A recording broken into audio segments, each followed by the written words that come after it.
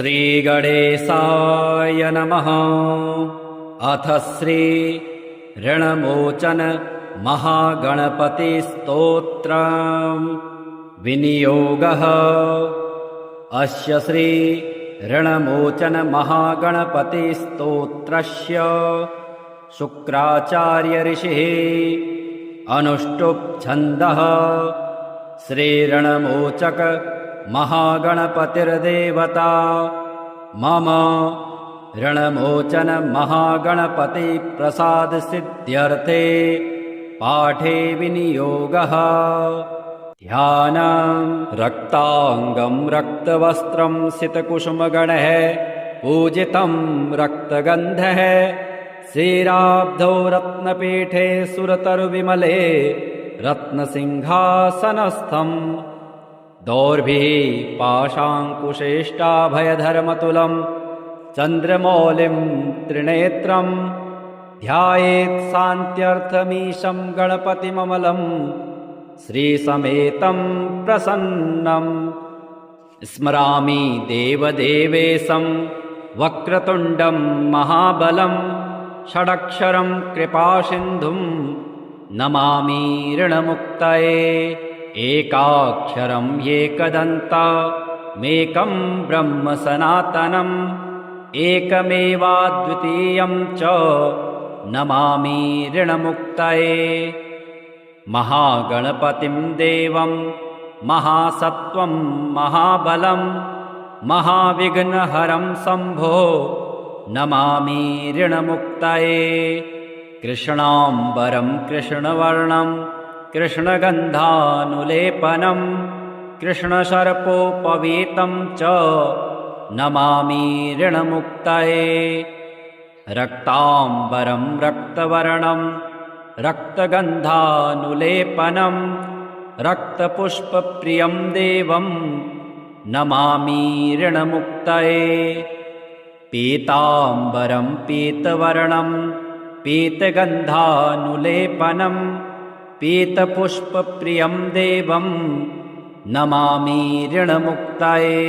धूम्राम्बरं धूम्रवर्णं धूम्रगन्धानुलेपनं होमधूमप्रियं देवं नमामि ऋणमुक्तये। भालनेत्रं भालचन्द्रं पाशाङ्कुशधरं विभुं चामरालङ्कृतं देवं नमामि ऋणमुक्तये। इदं तृणहरं स्तोत्रं सन्ध्यायां यः पठेन्नरः षड्मासाभ्यन्तरेणैव ऋणमुक्तो भविष्यति। गर्भ उवाच नमस्ते गणनाथाय ब्रह्मणे ब्रह्मरूपिणे अनाथानां प्रणाथाय विघ्नेशाय नमो नमः। ज्येष्ठराजाय देवाय देवदेवेशमूर्तये अनादये परेशाय चादिपूज्याय ते नमः। सर्वपूज्याय सर्वेषां सर्वरूपाय ते नमः। सर्वादये परब्रह्मन् सर्वेशाय नमो नमः। गजाकारस्वरूपाय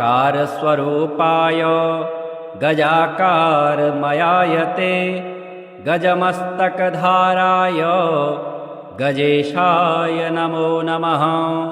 आदिमध्यान्तभावाय स्वानन्दपतये नमः। आदिमध्यान्तहीनाय त्वादिमध्यान्तगायते। सिद्धिबुद्धिप्रदात्रे च सिद्धिबुद्धिविहारिणे सिद्धिबुद्धिमयायैव ब्रह्मेशाय नमो नमः। शिवाय शक्तये चैव विष्णवे भानुरूपिणे मायिनां माययानाथ मोहदाय नमो नमः। किं स्तौमि त्वां गणाधीश यत्र वेदादयो परे योगिनः शान्तिमापन्ना अतस्त्वां प्रणमाम्यहम्। रक्ष मां गर्भदुःखात् त्वं त्वामेव शरणागतं जन्ममृत्युविहीनं वै कुरुष्व ते पदप्रिया। ॐ भद्रं कर्णेभिः शृणुयाम देवा भद्रं पश्येमाक्षभिर्यजत्राः स्थिरैरङ्गे तुष्टुभागं स्वस्तनोभिर्वशे महि देवहितं जदायुः।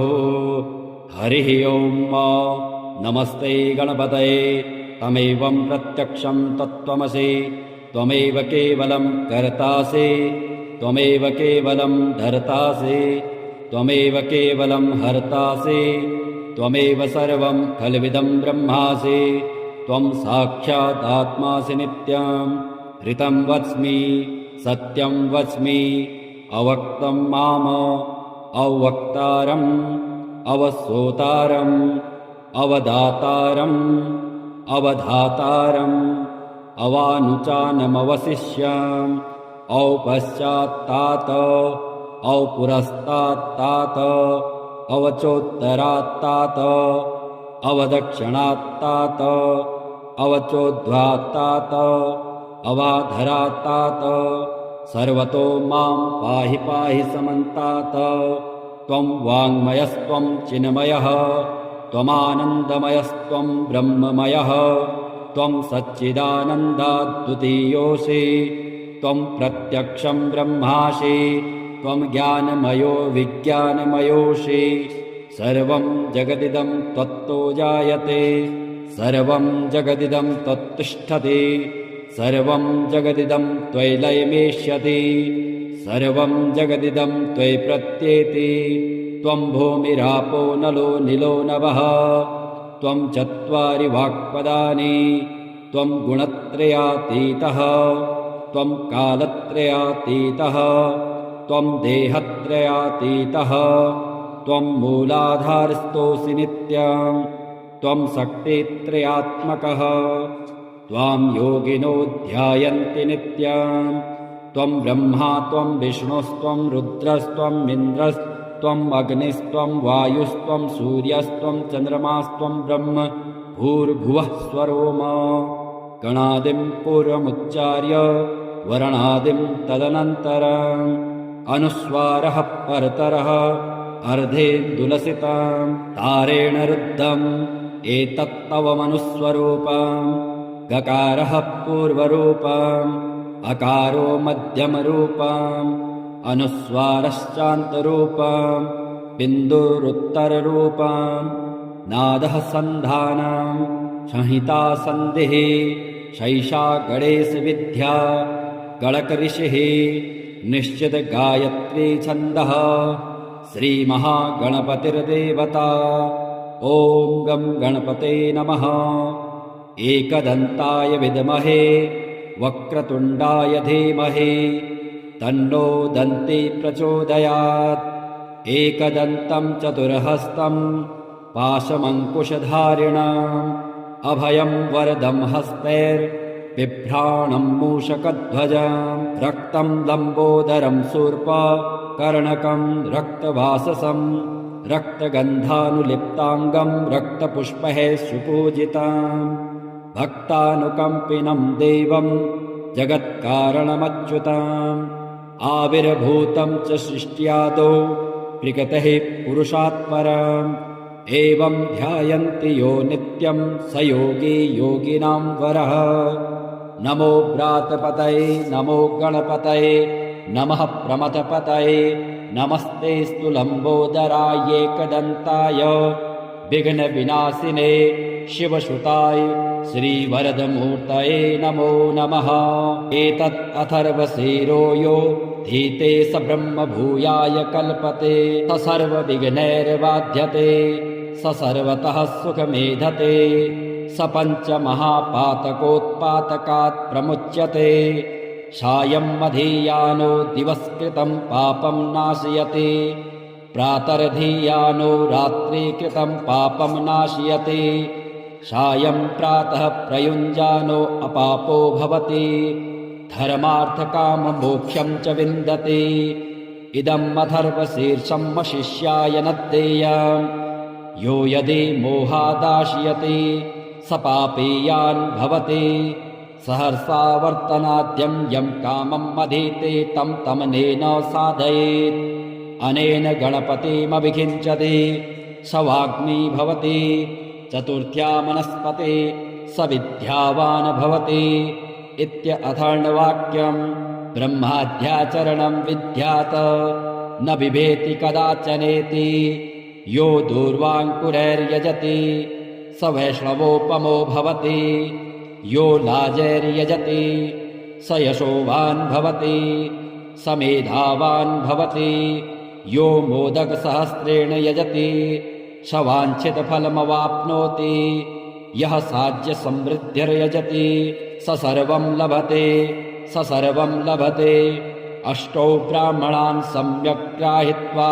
सूर्यवर्चस्वी भवति सूर्यग्रहे महानद्यां प्रतिमासन्निधौ वा जपत्वा सिद्धमन्त्रो भवति महाविघ्नात् प्रमुच्यते महापापात् प्रमुच्यते महादोषात् प्रमुच्यते स सर्वविद् भवति स सर्वविद् भवति य एवं वेद ॐ भद्रं कर्णेभिः शृणुयाम देवा भद्रं पश्येम सविर्जयत्राः स्थिरैरङ्गे तुष्टुवागुं स्वस्तनोभिर्वशेमहि देवहितं जदायुः स्मरामि देवदेवेशं वक्रतुण्डं महाबलं षडक्षरं कृपासिन्धुं नमामि ऋणमुक्तये एकाक्षरम् एकदन्तमेकं ब्रह्म सनातनम् एकमेवाद्वितीयं च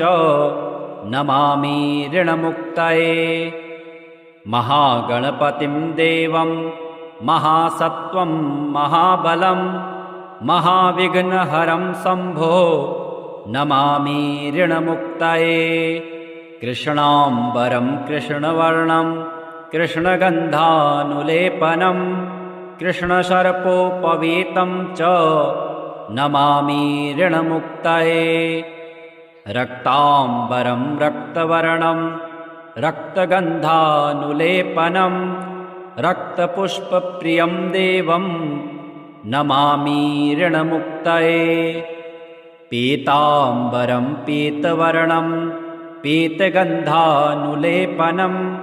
पीतपुष्पप्रियं देवं नमामि ऋणमुक्तये धूम्राम्बरं धूम्रवर्णं धूम्रगन्धानुलेपनं होमधूमप्रियं देवं नमामि ऋणमुक्तये भालनेत्रं भालचन्द्रं पाशाङ्कुशधरं विभुं चामरालङ्कृतं देवं नमामि ऋणमुक्तये इदं तृणहरं स्तोत्रं सन्ध्यायां यः पठेन्नरः षड्मासाभ्यन्तरेणैव ऋणमुक्तो भविष्यति गर्भ उवाच नमस्ते गणनाथाय ब्रह्मणे ब्रह्मरूपिणे अनाथानां प्रणाथाय विघ्नेशाय नमो नमः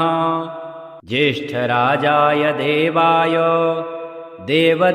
देवदेवेशमूर्तये अनादये परेशाय चादिपूज्याय ते नमः सर्वपूज्याय सर्वेषां सर्वरूपाय ते नमः सर्वादये परब्रह्मन् सर्वेशाय नमो नमः गजाकारस्वरूपाय गजाकारमयाय ते गजमस्तकधाराय गजेशाय नमो नमः आदिमध्यान्तभावाय स्वानन्दपतये नमः आदिमध्यान्तहीनाय त्वादिमध्यान्तगायते सिद्धिबुद्धिप्रदात्रे च सिद्धिबुद्धिविहारिणे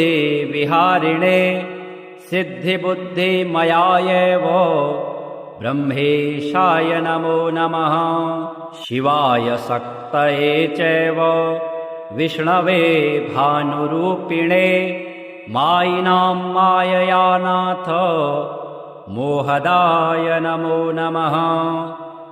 किं स्तौमि त्वां गणाधीश यत्र वेदादयो परे योगिनः शान्तिमापन्ना अतस्त्वां प्रणमाम्यहम्। रक्ष मां गर्भदुःखात् त्वामेव शरणागतं जन्ममृत्युविहीनं वै कुरुष्व ते पदप्रिया। ॐ भद्रं कर्णेभिः शृणुयाम देवा भद्रं पश्येमाक्षभिर्यजत्राः स्थिरैरङ्गे तुष्टुभागं सस्तनोभिर्वशे महिदेवहितं जदायुः। हरिः ॐ नमस्ते गणपतये तमेवं प्रत्यक्षं तत्त्वमसि त्वमेव केवलं कर्तासि त्वमेव केवलं धर्तासि त्वमेव केवलं हर्तासि त्वमेव सर्वं खल्विदं ब्रह्मासि त्वं साक्षादात्मासि नित्यं ऋतं वच्मि सत्यं वच्मि अवक्तं माम अवक्तारम् अवसोतारम् अवदातारम् अवधातारम् अवानुचानमवशिष्याम् औपश्चात्तात औपुरस्तात्तात अवचोत्तरात्तात अवदक्षिणात्तात अवचोद्ध्वात्तात अवाधरात्तात सर्वतो मां पाहि पाहि समन्तात। त्वं वाङ्मयस्त्वं चिन्मयः त्वमानन्दमयस्त्वं ब्रह्ममयः त्वं सच्चिदानन्दाद्वितीयोऽसि त्वं प्रत्यक्षं ब्रह्मासि त्वं ज्ञानमयो विज्ञानमयोऽसि। सर्वं जगदिदं त्वत्तो जायते सर्वं जगदिदं त्वत्तिष्ठति सर्वं जगदिदं त्वयि लयमेष्यति सर्वं जगदिदं त्वयि प्रत्येति। त्वं भूमिरापो नलो निलो नभः त्वं चत्वारि वाक्पदानि त्वं गुणत्रयातीतः त्वं कालत्रयातीतः त्वं देहत्रयातीतः त्वं मूलाधारस्थोऽसि नित्यं त्वं शक्तित्रयात्मकः त्वां योगिनो ध्यायन्ति नित्यं त्वं ब्रह्मा त्वं विष्णुस्त्वं रुद्रस्त्वं इन्द्रस्त्वं अग्निस्त्वं वायुस्त्वं सूर्यस्त्वं चन्द्रमास्त्वं ब्रह्म भूर्भुवः स्वरोम। गणादिं पूर्वमुच्चार्य वर्णादिं तदनन्तरम् अनुस्वारः परतरः अर्धेन्दुलसितं तारेण रुद्धम् एतत्तव मनुस्वरूपम्। गकारः पूर्वरूपम् अकारो मध्यमरूपम् अनुस्वारश्चान्तरूपम् बिन्दुरुत्तररूपम्। नादः सन्धानम् संहिता सन्धिः शैषा गणेशविद्या गणकऋषिः निश्चित गायत्री छन्दः श्रीमहागणपतिर्देवता। ॐ गं गणपते नमः। एकदन्ताय विद्महे वक्रतुण्डाय धीमहि तन्नो दन्ती प्रचोदयात्। एकदन्तं चतुर्हस्तं पाशमङ्कुशधारिणम् अभयं वरदं हस्तैर्बिभ्राणं मूषकध्वजं रक्तं लम्बोदरं शूर्पकर्णकं रक्तवाससं रक्तगन्धानुलिप्ताङ्गं रक्तपुष्पैः सुपूजितं भक्तानुकम्पिनं देवं जगत्कारणमच्युतम् आविर्भूतं च सृष्ट्यादौ प्रकृतेः पुरुषात् परम् एवं ध्यायन्ति यो नित्यं स योगी योगिनां वरः। नमो व्रातपतये नमो गणपतये नमः प्रमथपतये नमस्तेऽस्तु लम्बोदराय एकदन्ताय विघ्नविनाशिने शिवसुताय श्रीवरदमूर्तये नमो नमः। एतत् अथर्वशीरो यो धीते स ब्रह्म भूयाय कल्पते स सर्वविघ्नैर्बाध्यते स सर्वतः सुखमेधते स पञ्चमहापातकोत्पातकात् प्रमुच्यते सायं मधीयानो दिवस्कृतं पापं नाशयति प्रातर्धीयानो रात्रिकृतं पापं नाशयति सायं प्रातः प्रयुञ्जानो अपापो भवति धर्मार्थकाममोक्षं च विन्दति इदम् अथर्वशीर्षं वशिष्याय न देयम् यो यदि मोहादाशयति स पापीयान् भवति सहर्षा वर्तनाद्यं यं कामम् अधीते तं तमनेन साधयेत् अनेन गणपतिमभिषिञ्चति स वाग्मी भवति चतुर्थ्या मनस्पते स विद्यावान् भवति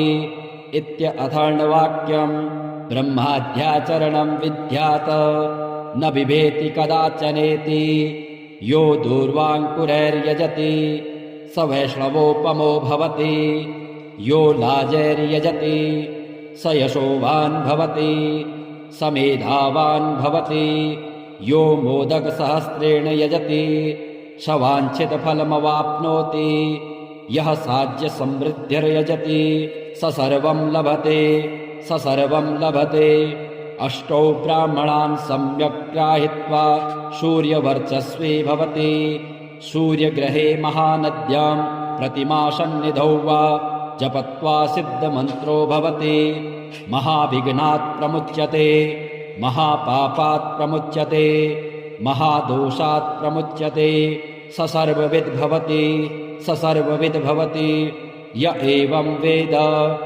स्मरामि देवदेवेशं वक्रतुण्डं महाबलं षडक्षरं कृपासिन्धुं नमामि ऋणमुक्तये एकाक्षरं एकदन्तमेकं ब्रह्म सनातनम् एकमेवाद्वितीयं च नमामि ऋणमुक्तये महागणपतिं देवं महासत्त्वं महाबलं महाविघ्नहरं शम्भो नमामि ऋणमुक्तये कृष्णाम्बरं कृष्णवर्णं कृष्णगन्धानुलेपनं कृष्णसर्पोपवीतं च नमामि ऋणमुक्तये रक्ताम्बरं रक्तवर्णं रक्तगन्धानुलेपनं रक्तपुष्पप्रियं देवं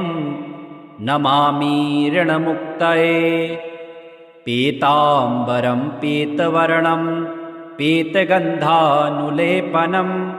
पीतपुष्पप्रियं देवं नमामि ऋणमुक्तये धूम्राम्बरं धूम्रवर्णं धूम्रगन्धानुलेपनं होमधूमप्रियं देवं नमामि ऋणमुक्तये भालनेत्रं भालचन्द्रं पाशाङ्कुशधरं विभुं चामरालङ्कृतं देवं नमामि ऋणमुक्तये इदं तृणहरं स्तोत्रं सन्ध्यायां यः पठेन्नरः षड्मासाभ्यन्तरेणैव ऋणमुक्तो भविष्यति गर्भ उवाच नमस्ते गणनाथाय ब्रह्मणे ब्रह्मरूपिणे अनाथानां प्रणाथाय विघ्नेशाय नमो नमः ज्येष्ठराजाय देवाय देवदेवेशमूर्तये अनादये परेशाय चादिपूज्याय ते नमः सर्वपूज्याय सर्वेषां सर्वरूपाय ते नमः सर्वादये परब्रह्मन् सर्वेशाय नमो नमः गजाकारस्वरूपाय गजाकारमयाय ते गजमस्तकधाराय गजेशाय नमो नमः आदिमध्यान्तभावाय स्वानन्दपतये नमः आदिमध्यान्तहीनाय त्वादिमध्यान्तगायते सिद्धिबुद्धिप्रदात्रे च सिद्धिबुद्धिविहारिणे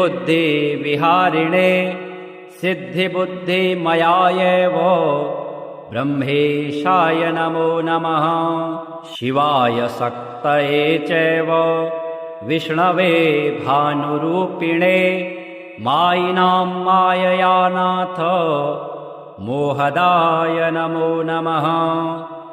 किं स्तौमि त्वां गणाधीश यत्र वेदादयो परे योगिनः शान्तिमापन्ना अतस्त्वां प्रणमाम्यहम्।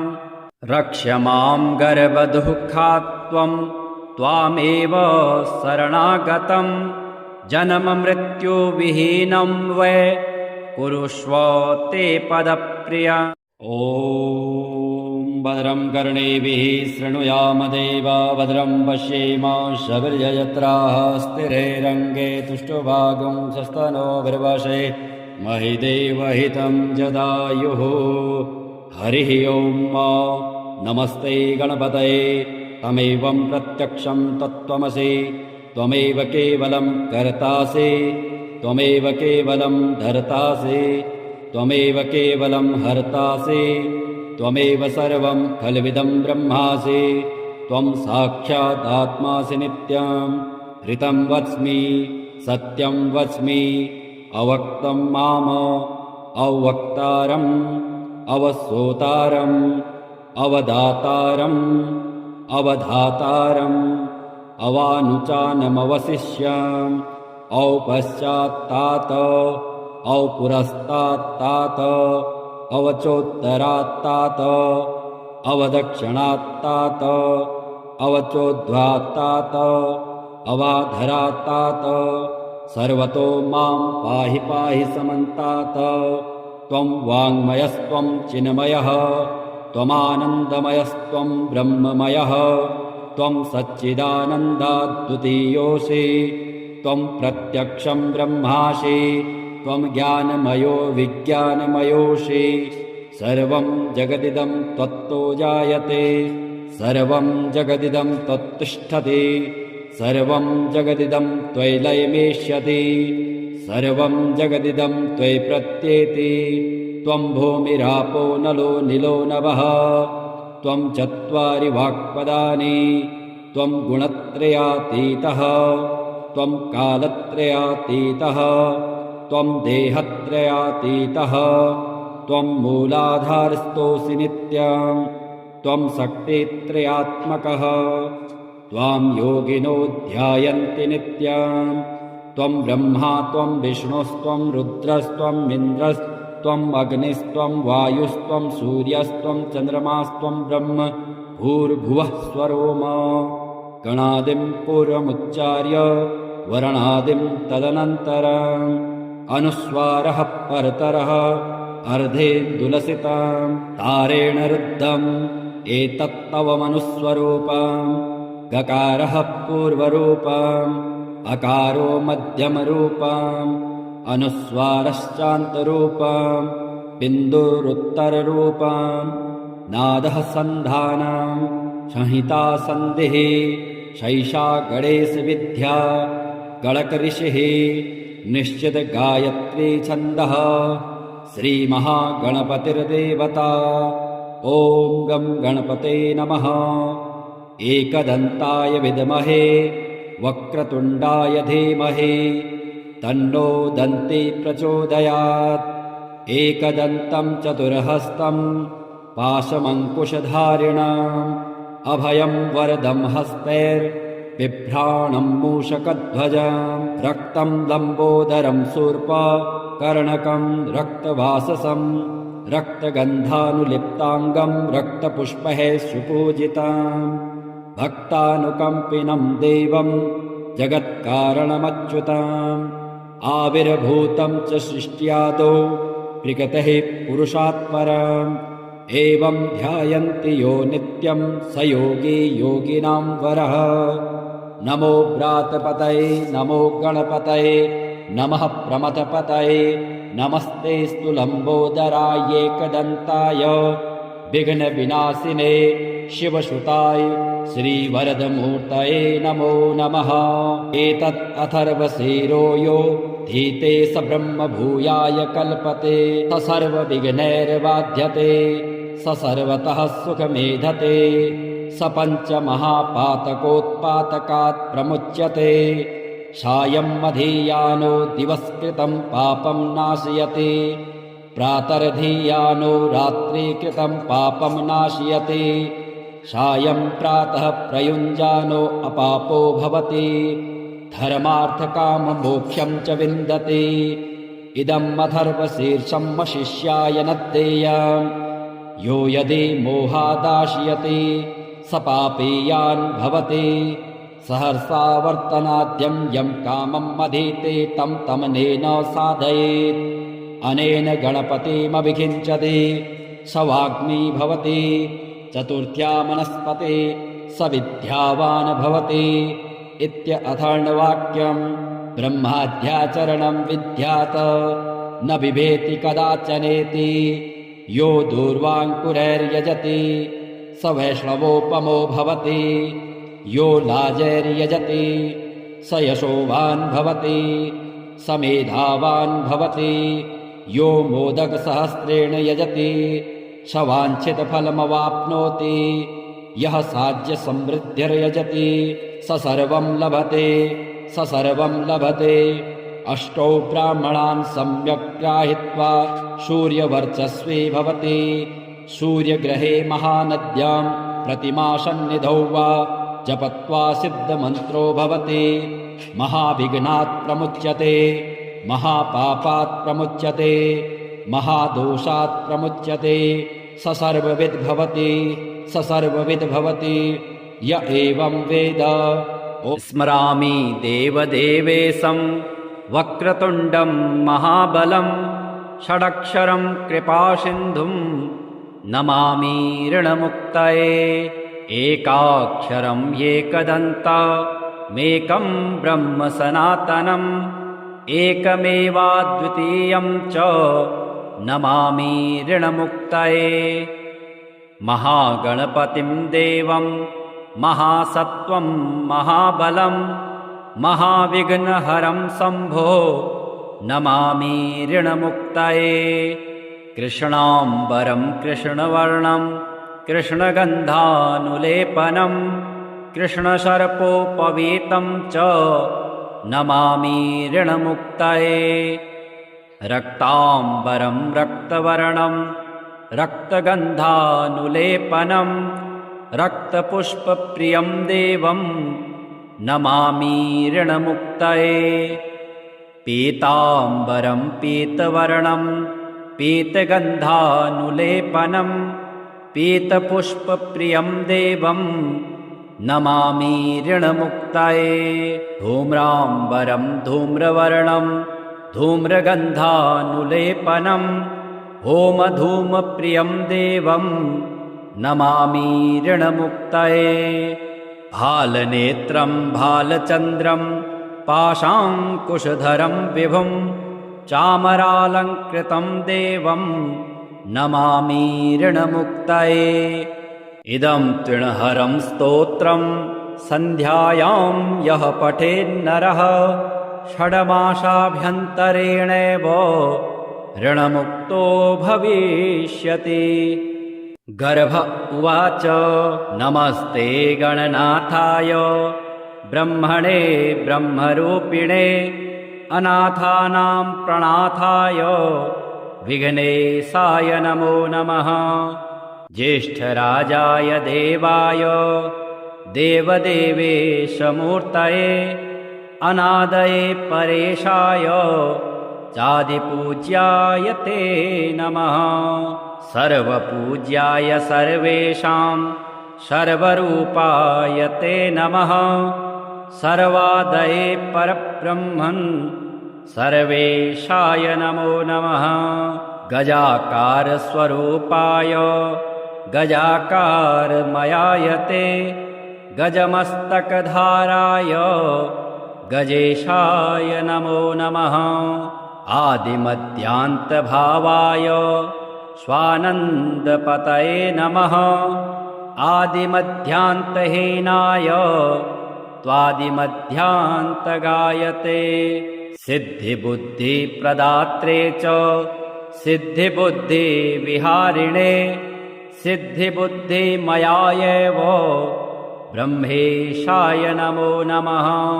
शिवाय शक्तये चैव विष्णवे भानुरूपिणे मायिनां माययानाथ मोहदाय नमो नमः। किं स्तौमि त्वां गणाधीश यत्र वेदादयो परे योगिनः शान्तिमापन्ना अतस्त्वां प्रणमाम्यहम्।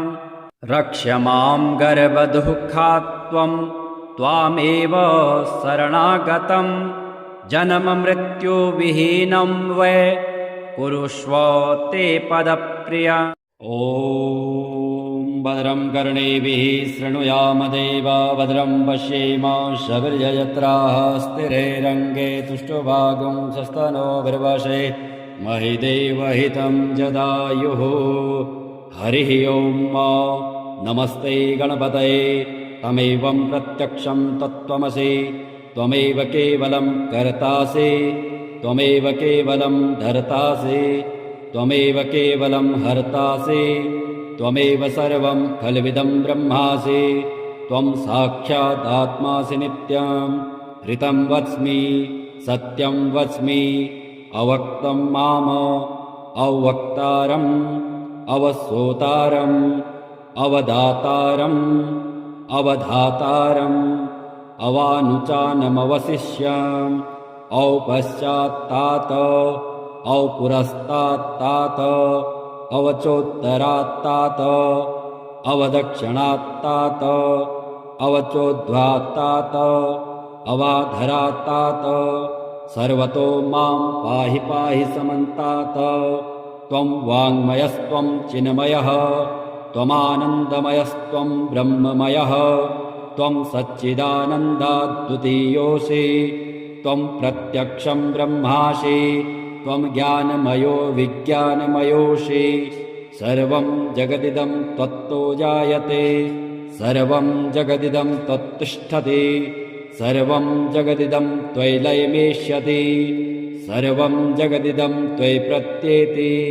त्वं भूमिरापो नलो निलो नभः त्वं चत्वारि वाक्पदानि त्वं गुणत्रयातीतः त्वं कालत्रयातीतः त्वं देहत्रयातीतः त्वं मूलाधारस्थोऽसि नित्यं त्वं शक्तित्रयात्मकः त्वां योगिनो ध्यायन्ति नित्यं त्वं ब्रह्मा त्वं विष्णुस्त्वं रुद्रस्त्वं इन्द्रस्त्वं अग्निस्त्वं वायुस्त्वं सूर्यस्त्वं चन्द्रमास्त्वं ब्रह्म भूर्भुवः स्वरोम।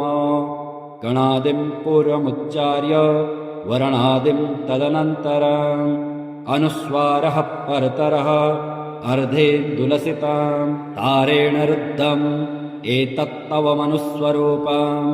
गकारः पूर्वरूपम् अकारो मध्यमरूपम् अनुस्वारश्चान्तरूपम् बिन्दुरुत्तररूपम् नादः सन्धानम् संहिता सन्धिः शैषा गणेशविद्या गणकऋषिः निश्चित गायत्री छन्दः श्रीमहागणपतिर्देवता।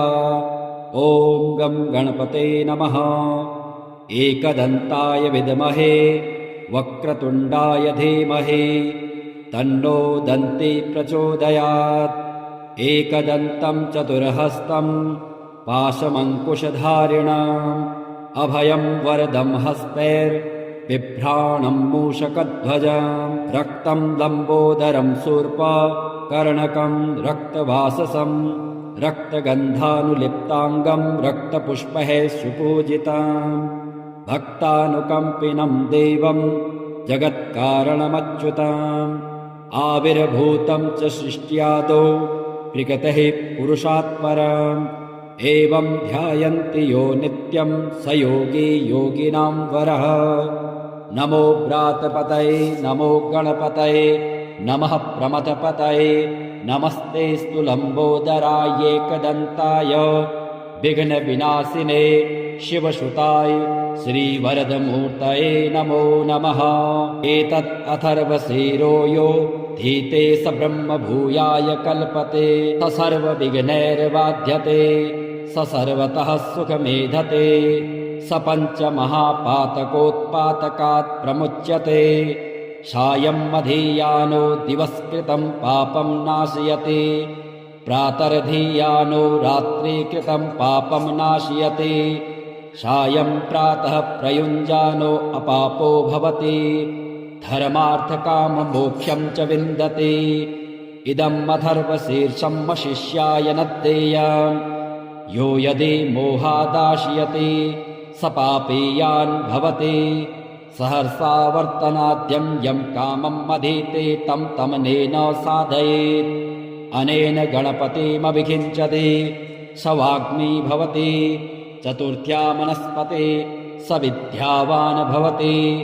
इत्यथर्ववाक्यम् ब्रह्माद्याचरणं विद्यात् न बिभेति कदाचनेति यो दूर्वाङ्कुरैर्यजति स वैष्णवोपमो भवति यो लाजैर्यजति स यशोवान् भवति स मेधावान् भवति यो मोदकसहस्रेण यजति स वाञ्छितफलमवाप्नोति यः साज्यसमृद्धिर्यजति स सर्वं लभते स सर्वं लभते अष्टौ ब्राह्मणान् सम्यक् ग्राहित्वा सूर्यवर्चस्वी भवति सूर्यग्रहे महानद्यां प्रतिमासन्निधौ वा जपत्वा सिद्धमन्त्रो भवति महाविघ्नात् प्रमुच्यते महापापात् प्रमुच्यते महादोषात् प्रमुच्यते स सर्वविद् भवति स सर्वविद् भवति य एवं वेद